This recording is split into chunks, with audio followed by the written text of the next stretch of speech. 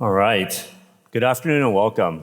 Let's give another round of applause for Victoria for sharing her story. Thank you.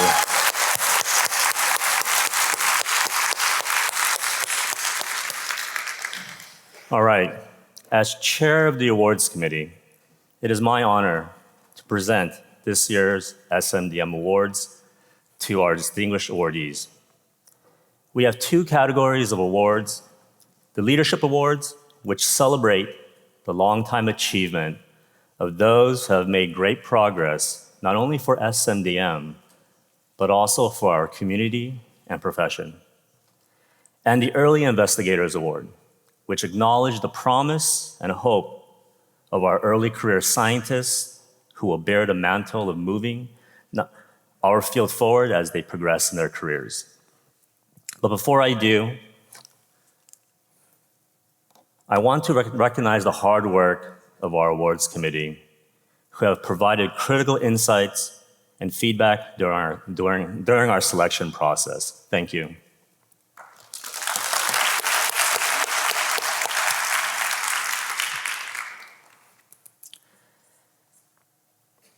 The SMDM Leadership Awards, we have three types: the Distinguished Service Award, the Career Achievement Award, and the John M. Eisenberg Award for Practical Applications. This year's SMDM Distinguished Service Award goes to Dr. Jeremy Goldhaber-Fiebert.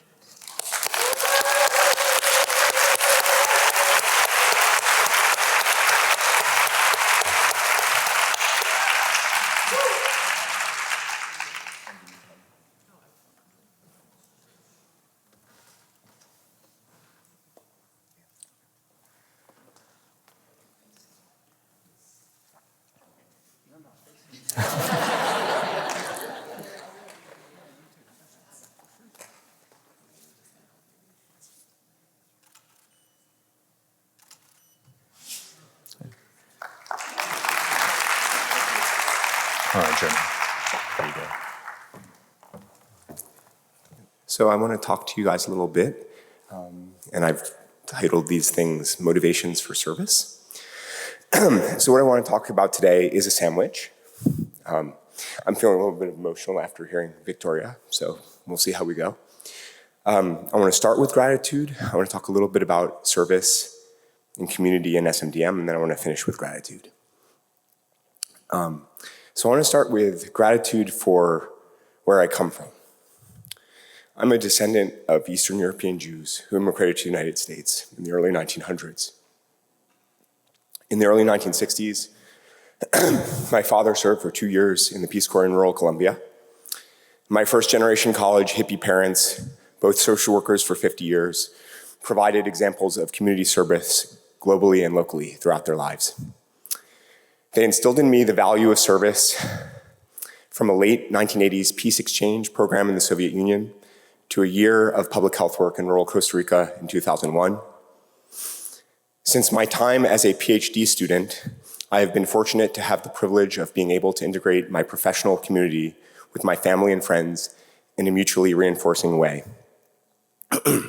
This has included a family sabbatical for a year in the Netherlands hosted by Miriam Hunik at Erasmus.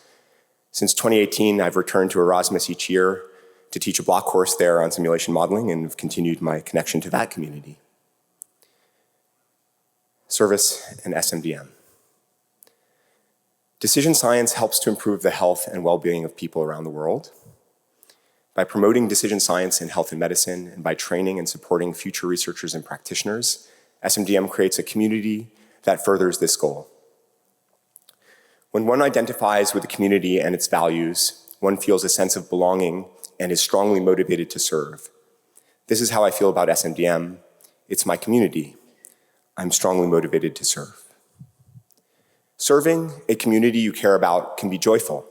It's especially so when one serves with friends in ways that align with one's expertise and particularly one's values. For me, this has primarily involved supporting SMDM's rigorous global scientific mission and working with trainees and early career scientists. Supporting SMDM's rigorous global scientific mission has involved helping to plan and organize meetings and courses in many countries, 2 in Asia Pacific, several in scientific chair roles in North America, in various meetings in Europe and other places throughout the world. Murray Cron inspired and supported many of these global initiatives. I think of Murray Cron frequently, and I miss him greatly. Working with trainees and early career scientists is simply the best part of my job, and I know this is true for many society members. Service can also involve much less public activities, but these are no less important. For me, this has involved work as Secretary-Treasurer and Finance Committee Chair. I believe these activities are valuable because without long-term fiscal sustainability, well-conceived and highly relevant SMDM initiatives that advance its core values cannot be realized. The bottom line is there are so many ways to serve in SMDM. You can have tangible effects and shape what happens and have amazing life-changing experiences doing so. And I hope that that will be what is realized for many people sitting in the room, starting and ending with gratitude. I'm grateful for Ahmed Bayoumi's wise, kind, and soft-spoken advice and the role model he has been for me. I am grateful also for his taste in food and art and poetry, and I hope I can emulate this for others now and in the future. I'm grateful for Natasha's stout ability to put things into perspective so that we can laugh about them and then get on with making them better. I am grateful for Ivar Kristjansson's thoroughly global perspective, his boundless enthusiasm for the good that that decision science can do in the world, and the opportunity to connect our families. I'm grateful for a wonderful set of collaborators over my career who keep me on my toes as I run to catch up with them, and especially to my compañero and charolastra, Fernando Alore de Escudero, who also keeps me on my toes on the bicycle. And I'm especially grateful to my mentors amongst the many people that I've worked with and published with over the years. The great majority of them are SMDM members and affiliates, and many of them are sitting in the room. And so thank you for the opportunity to be part of the community.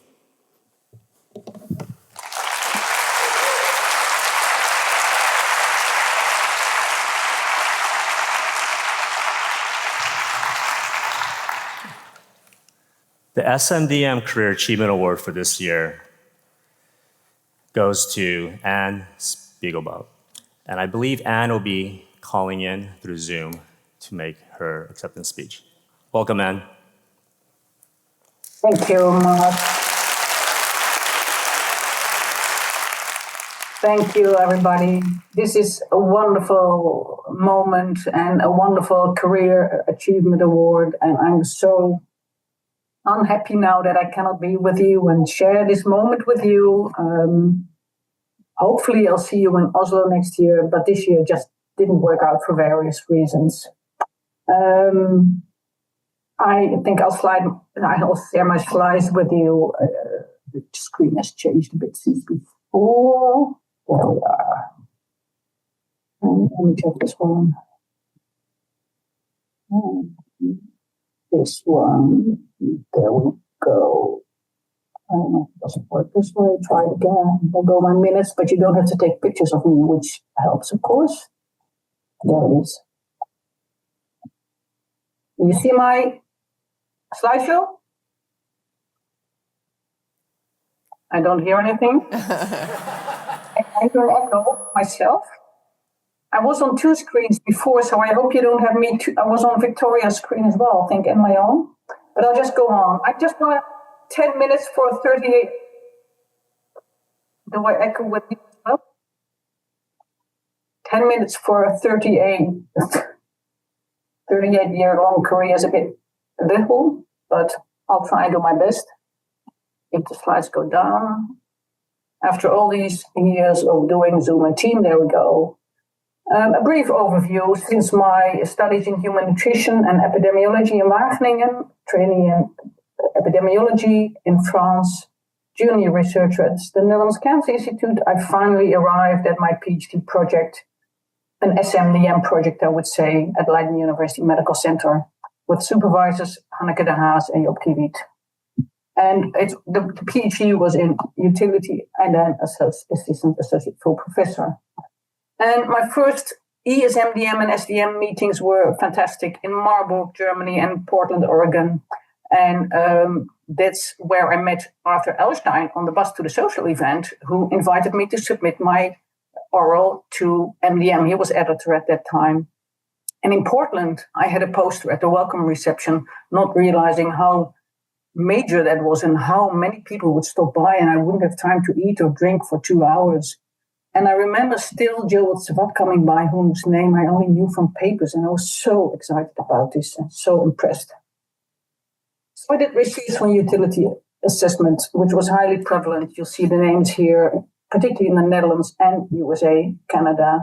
And I'm standing here on the shoulders of giants, I must say. And particularly Hilary Llewellyn-Thomas was a real role model for me. And she was a later president of SMDM. And here you see me. I look like a little kid. This is after the Flagstaff meeting in 95, just after my PhD defense, with my PhD supervisor on the right, Hanneke de Haas. I look like 12 years old, but I was 33, in fact. And from utilities, I moved into treatment preferences through the treatment trade-off method that Sutherland and Llewellyn-Thomas had developed to validate my utilities. And I saw some funny things. The preferences, I interviewed patients and I used this method, and patients said they needed a certain benefit from chemotherapy. And I knew they wouldn't get that benefit that they thought they required before accepting chemotherapy. So I wondered, what's going on in the encounter then? Why aren't these preferences heard then? So that's how I started doing communication research, particularly with Arben Petersen, whom I hired in 2007. And that's the start of our research in shared decision-making. And then we also started with Wilma Otten, who used to come to SMDM as well, an elective 3-week course on shared decision-making. And in 2014, my first physical training with an actor of clinicians, and I was quite nervous about it, but it was wonderful. So we set this up in our clinicals for the master students in our LUMC curriculum. And we have a nice line of shared decision-making, one of the first in the Netherlands to have this. And it's led to many trainings. And just a few milestones through this part of my career. The BMA paper, the shared decision-making people will know this one in 2012. And a major one was the 2015 one, where we proposed 4 steps for teaching purposes. And then people started calling it the 4-step model. And now, particularly in the Netherlands, it's used everywhere as the 4-step model. Marleen Kunneman, you may know her. She looked at fostering choice awareness, the first step of shared decision-making, showing that it just didn't occur in practice. And Ellen Engelhardt, you'll know her. She'll be there amongst you, I hope, as vice president-elect. 2 papers, one in 2016 on implicit persuasion, how doctors use their wording, their framing to convince people of the treatment that the doctors thought was best for patients. And a paper on how doctors disclose uncertainty, which they hardly do, particularly from prediction models. And then a jump a bit to Ellen Driever, PhD student of mine, who did 800 audio tapes. She analyzed, coded them with the option scales to show what doctors did, or more importantly, did not, even when they thought they did. But then I moved from the encounter to the care path with a slightly different slant of the research, because I felt that there were so many barriers at this meso level, particularly from clinical practice guidelines. Most of my research is on oncology, that hinder shared decision-making, because doctors say, I don't offer choice, I just follow the guideline. But then we looked at the guideline development process, and it wasn't as evidence-based as it was. We developed the integrated oncological decision model that we're studying currently, where in addition to the guideline or medical recommendations, we integrate patients' frailty and their goals and values and preferences, just submitted last year. And value-based healthcare, the European version, that is, where that involves care path redesign, shared decision-making, and patient-reported outcome measures. And most importantly, my major work at this moment is metro mapping, research of a PhD student, Ingeborg Griffioen, who unfortunately passed away in 2022 after just having finished the development of this method. She was a designer to co-create person-centered care paths. I invite you to look at the website. This is a screenshot of the BMJ-BM paper 23. And we obtained a 10 million EU grant with 8 countries to develop and further develop and evaluate it. Again, nice website to look at. And I received, on behalf of Ingeborg, the prize for Best Oral at ISDM Society. And you can see me here in the middle, receiving the award from Kirsten McCaffrey, well known to you. And I was in tears because it should have been Ingeborg there.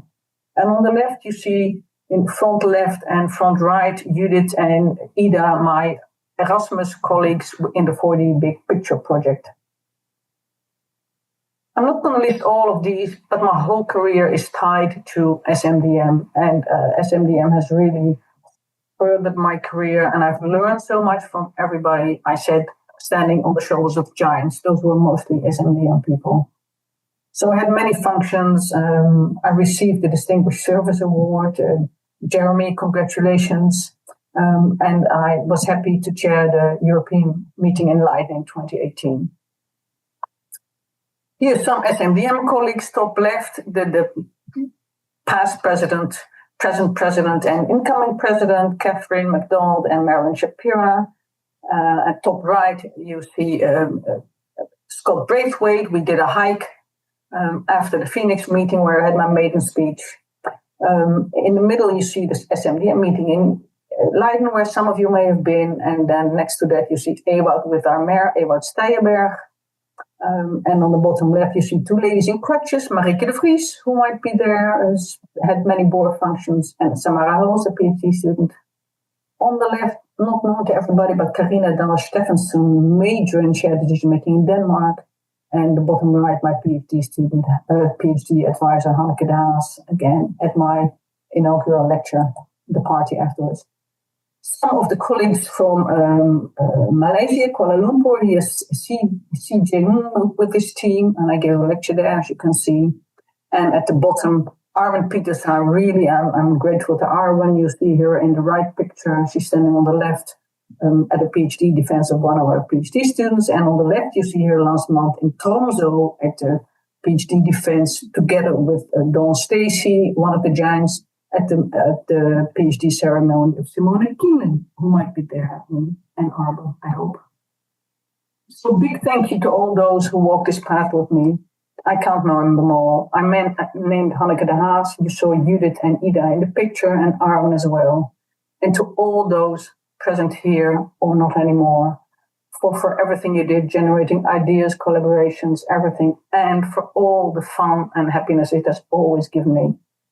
And of course, to my late parents, to my husband Kees and my daughters Lotte and Nienke, who are in these pictures. In the middle, celebrating my award.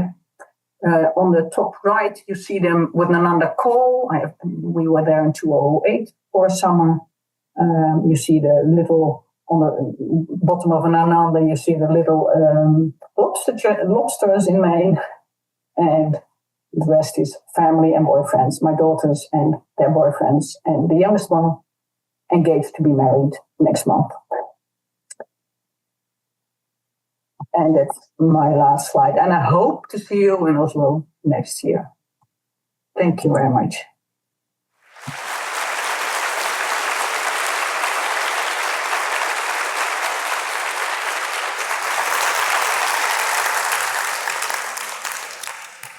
Thank you, Anne. We'll see you in Oslo next year.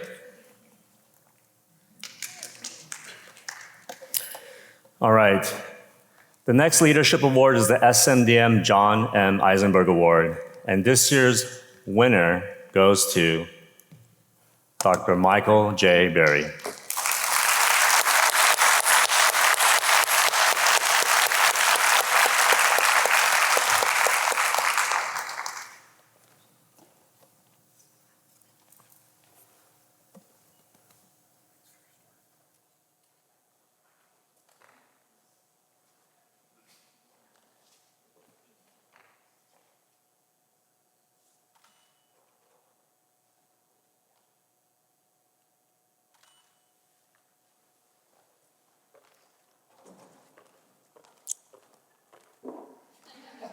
So, yes, gobsmacked, but also grateful and humble. Humble in particular, as I think about the prior recipients of the Eisenberg Award, and want to reflect just a minute or even less on some of the people we've lost Jack Wenberg, Mike Catan, Sandy Schwartz, Lisa Schwartz, all of whom were teachers of mine through years of SMDM, as well as the people who are still there.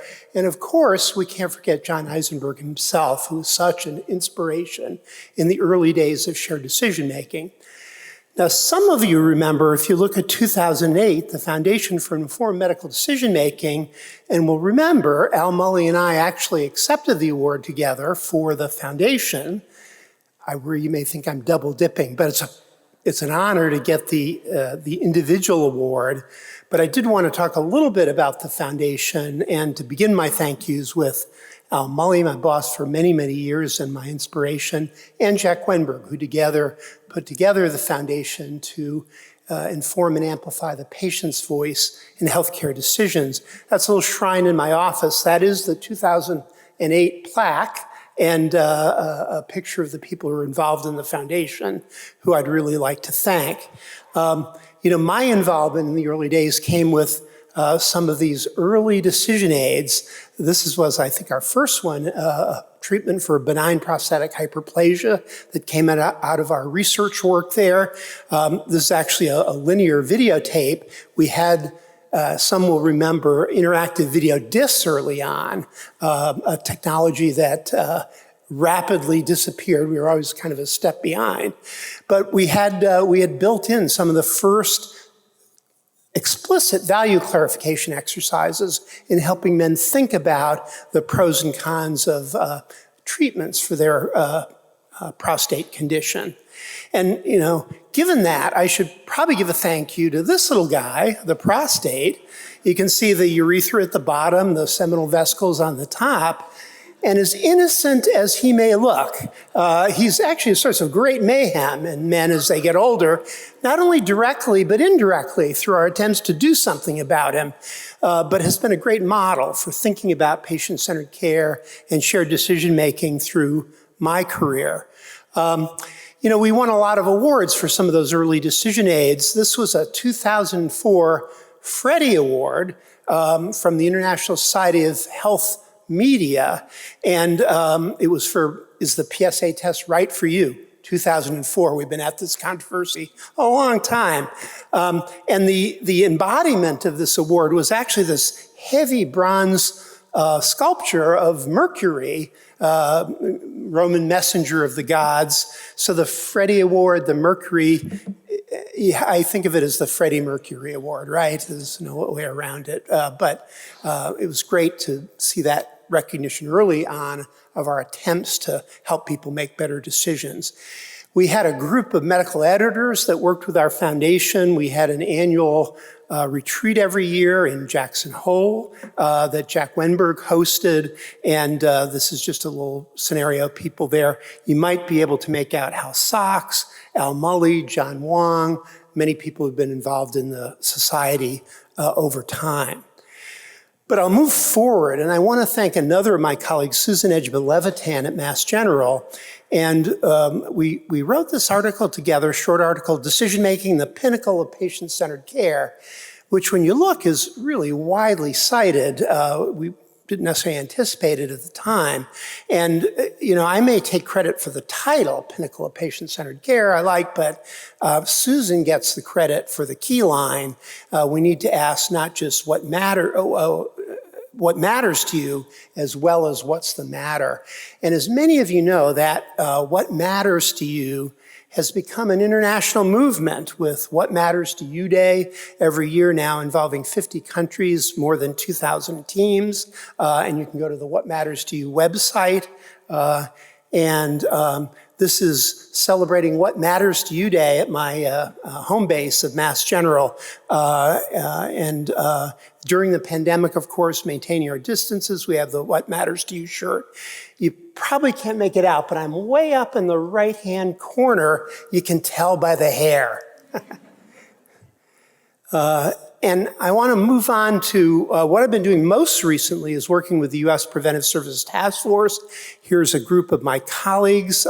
John Wong, a longtime society member and leader, is there. Joel Savat has actually joined the task force. This is while I was chair. We worked on guidelines. We tried to keep them patient-centered, and maybe the publication I'm most proud of during my task force tenure talked about the role of shared decision-making in cancer screening, making the point that we might give a letter grade at a population level, an A grade for strong evidence of benefit outweighing harms, but at the individual level, people get to make their own choices regardless of the letter grade.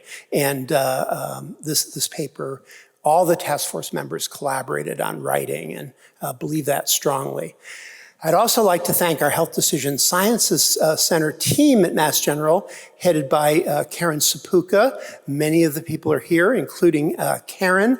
MGH just celebrated delivering its 100,000th decision aid at Mass General. So now, there are still hundreds of thousands of people who didn't get one, who probably could have, but that's not a bad landmark to celebrate and try to emulate, I think, elsewhere. I also had great good fortune. So in my about 40 years at Mass General, I had two project managers, Beth Walker-Corkery on the left and Suzanne Brodney on the right. They're responsible for a lot of the productivity I had and things I had done over time. So thanks to both of them.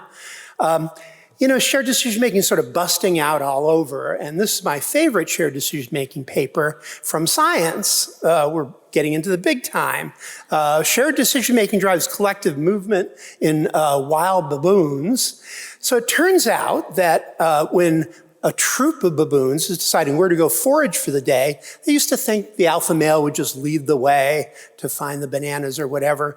Turns out they go through a little shared decision-making exercise to find out where to go to eat for the day. And if you're fascinated by how someone would prove that, I commend the article to you. It's of great interest. So I'm going to stop by saying, you know, the danger of thanking some people is you'll leave others out.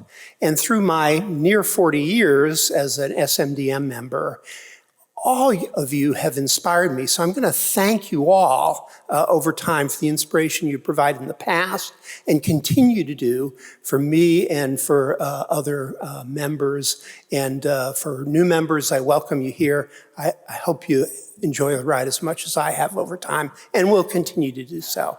Many thanks for listening.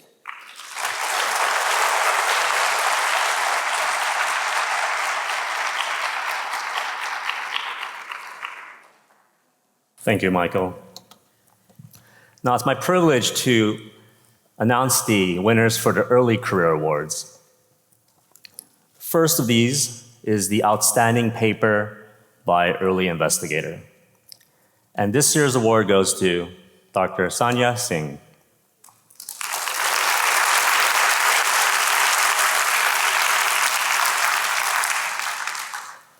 Before I begin, I'd like to acknowledge that I'm dialing in bright and early from the land of the Darug people and often work on the land of the Bidjigal people here, where the University of New South Wales is located here in Randwick, Sydney, as well as on Dharawal country where the University of Wollongong is situated.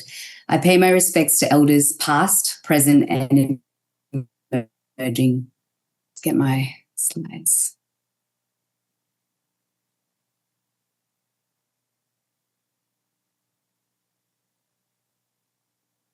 I want to firstly thank the Society for Medical Decision Making for this incredible honour. It's truly humbling to be recognised among so many researchers whose work I've long admired. My research focuses on how people make decisions under conditions of uncertainty, especially in high-stakes, emotionally charged contexts like paediatric oncology. I'm particularly interested in how trust, emotion, and cognitive overload shape the treatment decisions made by families and clinicians.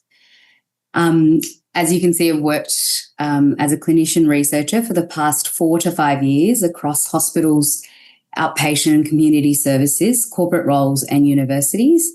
Across all these settings, I've seen that medical decision-making doesn't occur in a vacuum. While we often think of it as a rational process, it's deeply shaped by power, values, and emotion. One of the biggest lessons I've learned is that uncertainty isn't something we need to eliminate or can eliminate. It's something we can engage with meaningfully. My hope is that as a field, we keep pushing towards more inclusive patient and family-centred approaches, particularly as we navigate complex innovations like precision medicine. This paper was part of a series exploring how trait versus context-specific intolerance of uncertainty affects decision-making, specifically in situations where anxiety might influence prescribing adjacent behaviours, like ordering additional tests. Interestingly, we found that trait-level intolerance wasn't predictive, but clinical context-specific intolerance was. In short, those who felt more discomfort with uncertainty in the moment were more likely to opt for just-in-case testing, even when those decisions seemed low stakes. I'm particularly grateful to the village around me that has helped raise this paper and this award and made this award possible. I'm especially grateful to my three supervisors, Frank Dean, Chris Degeling and Peter Caputi, for their guidance, encouragement and belief in this work, and to the phenomenal team of Achieve, whose collaboration, particularly around the ethics, communication and lived experience of emerging technologies, has not only sharpened my thinking, but deeply grounded it in real-world impact. A special thanks to our inspiring leader, Stacey Carter, for cultivating a culture of depth, integrity and inclusivity in everything the team does. I'm also incredibly grateful to mentors like Juliere from the Wiser Group and Patty and Eve from the Achieve team for being so honest, inclusive and generous with their time and advice. And finally, I'm lucky to continue similar work with an incredible team of researchers at the Behavioural Sciences Unit at UNSW, whose support and collegiality I'm also deeply thankful for. Lastly, I wanted to give a shout out for the incredible experience of attending the Society for Medical Decision Making conference last year, which was my first. And it was incredible to hear about all the work happening around the world and the opportunity to be part of this global community committed to improving healthcare decision making. As a PhD student at the time, the experience was pivotal. I had the chance to meet and be mentored by passionate researchers like Laura Scherer, Katie Valentine, and Channing Tate, to name a few conversations that reinvigorated my desire to return to academia after the fatigue of finishing my thesis.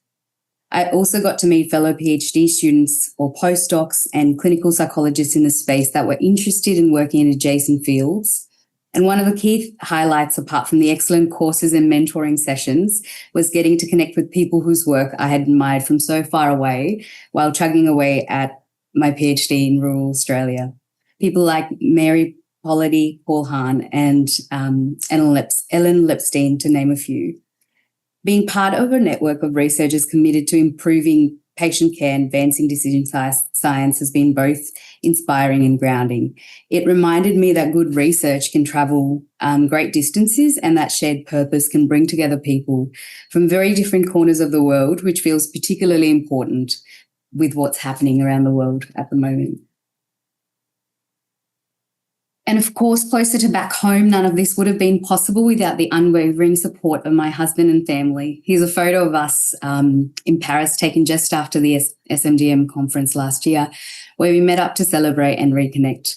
I'm endlessly grateful for their love, patience, and encouragement through every step of the journey. Thank you so much again for the honour of this award. It truly means a lot to me. I'm passionate about continuing to grow collaborative projects and would love to connect with anyone interested in talking about exploring uncertainty, tolerance of uncertainty in medical decision-making, consumer involvement and mental health and its influence on medical and clinician decision-making. Thank you.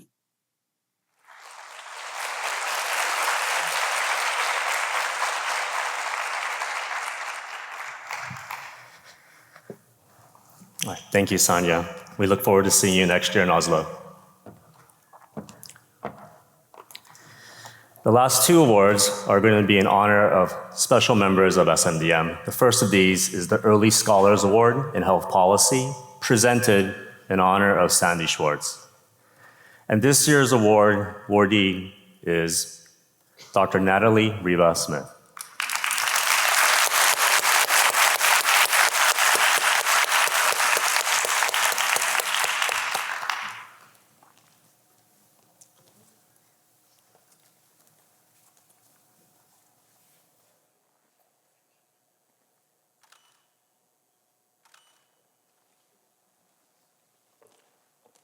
Hi, everyone. Thank you so much for this wonderful honor. I'm really grateful to receive it. For those who don't know, my name is Natalie Smith, and I just started as an assistant professor in the Department of Health Policy and Management at the University of Pittsburgh. I found my way to SMDM in 2022 after a tumultuous relationship with many different conferences. I came to SMDM in Seattle under the strongly worded advice of Devine, and after that first meeting, I knew that I had finally found my conference home and really resonated with what Jeremy said, that I really felt like I had found the community that I was looking for in SMDM. During my time as a postdoc, when I started coming to SMDM, I was actively starting to wrestle with ideas around integrating policy implementation science with decision science methods and approaches. Particularly, I was interested in thinking about how to model policies that we know take a long time to actually go from paper to practice, and really how do we think about that, that process, and how do we include that in our modeling efforts. From the first conference, it was really clear to me that SMDM would be a great place to grow that kind of research and also grow as a researcher. Now, my research sits at the intersection of decision science, health and public policy, and policy implementation science. In my work, I really seek to study and measure how health policies are implemented and sustained, and think about how we put that into modeling. And right now, I'm thinking about this with respect to public health, nutrition, and tobacco control policy. I'm also really interested in thinking about how we measure and use the preferences and priorities of the policymakers who are responsible for putting our results into action. This line of work was kind of a direct result of my engagement with SMDM and learning about the preference and prioritization methods from the people that bring that great work here. I'm really excited about this line of research and think that it can really help us understand the priorities of policymakers to, in turn, shape the kind of research that we're doing, increase our theoretical understanding of how policies actually get enacted and implemented, and then also potentially identify opportunities to better translate our research, particularly our big policy models, into the policy process. So going to SMDM meetings, presenting my work, talking with people, and making new connections has really been a critical part in developing my research agenda. And as you can see behind me on my one slide that I put together, I have a lot of really wonderful SMDM regulars that are friends and colleagues, including two that showed up at my wedding. Hadley there in my wedding dress at the park in Boston with her dog. And of course, there are many people that made me realize I'm not very good at taking pictures with people that I need to get some photos with tonight at the social event so that I can put them on my slide as well. I just want to underscore what an honor it is to really receive this award and thank everyone who had a hand in shaping my research and nominating me, including but not limited to, and I'm going to read off my list so I don't skip anyone. Devine Wright, Nora Krosno here, Hadley Smith, Heather Gold, John Bridges, Doug Levy, Kristen Hassmiller-Litch, Karen Emmons, Lindsay Sabick, Juliet Donatu, and Mark Roberts. So I also want to say thank you to the family of Sandy Schwartz for this honor. I never got to meet him, but I do hope to continue on his legacy during my career, particularly the great things I've heard about his mentorship and collegiality. So I look forward to seeing everyone at many future SMDMs, including Oslo, where I will be, and talking about all things policy implementation and decision science. Thank you.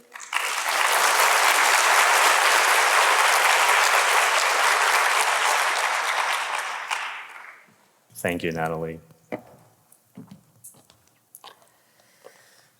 And finally, the SMDM International Early Scholars Award, presented in honor of Dr. Murray Cron. This year's awardee is Dr. Bok Xuan Tran.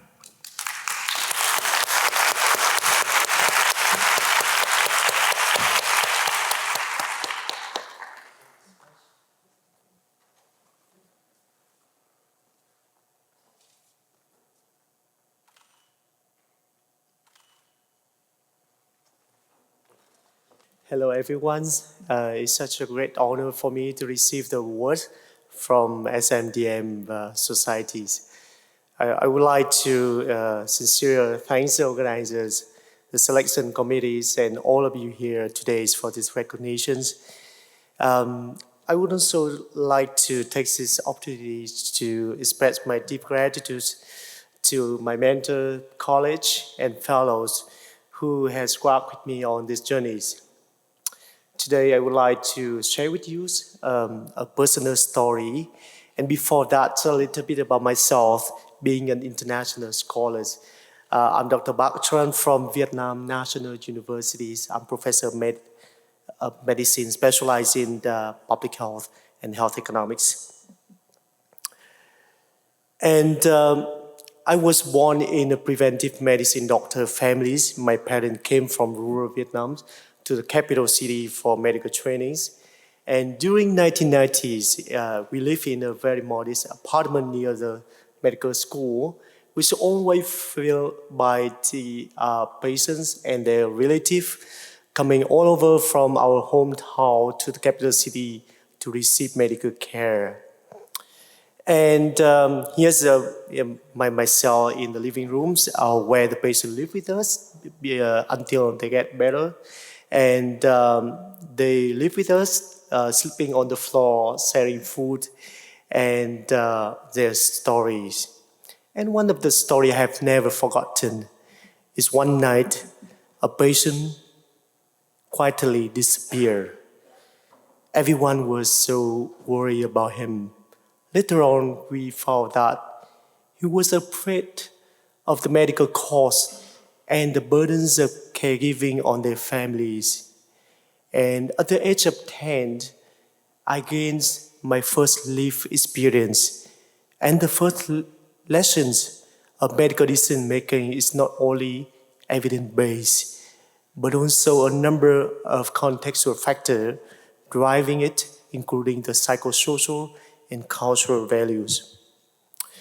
In later years, I chose to study public health, specializing in health service and policy and health economics in Arbor, Canada, looking at the cost effective of the methadone program at scale and the policy on HIV treatments in large drug-using populations. And then I got the NIH fellowship to continue my study at Johns Hopkins on patient preference and integrative service delivery models. During my early careers, I extend from technical modeling to more system approaches. And we were successful in translating our findings to a number of important policy on HIV to maximize the efficiency of the system while reducing costs. For example, the expansion of the health insurance program for patients with HIV/AIDS and the introduction of comprehensive care models, the integration of co-payment programs. So these programs have highlighted the importance of system approaches and also highlight the importance of local and contextual evidence to inform medical decision making. Since the COVID-19 pandemic, I had the chance to work on the pandemic preparedness and digital health.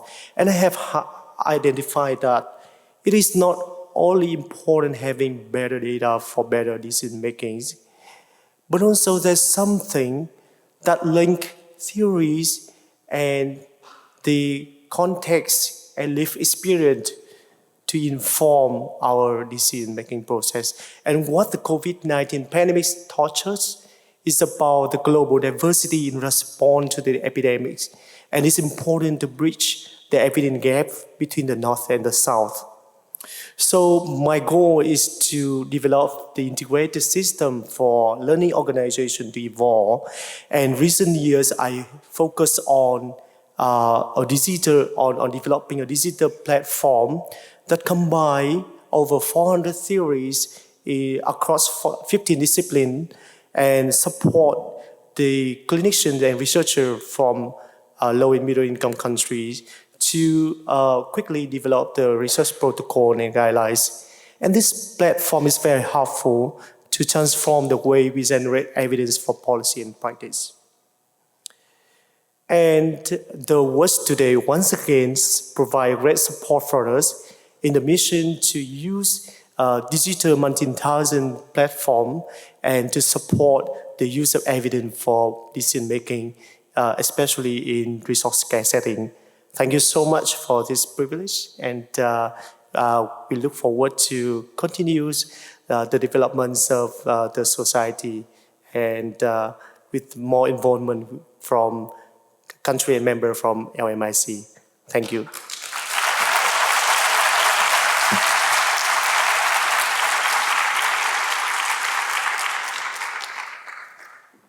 Thank you, Bach. I want to conclude the award ceremony for this afternoon. I want to thank our AV staff and SMDM staff for such a wonderful, seamless transition from being in person to our virtual colleagues, both in the Netherlands and in Australia. Thank you.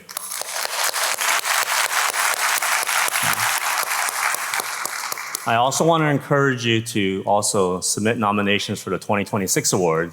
We will be looking forward to announcing those winners in Oslo next year. Thank you, everyone.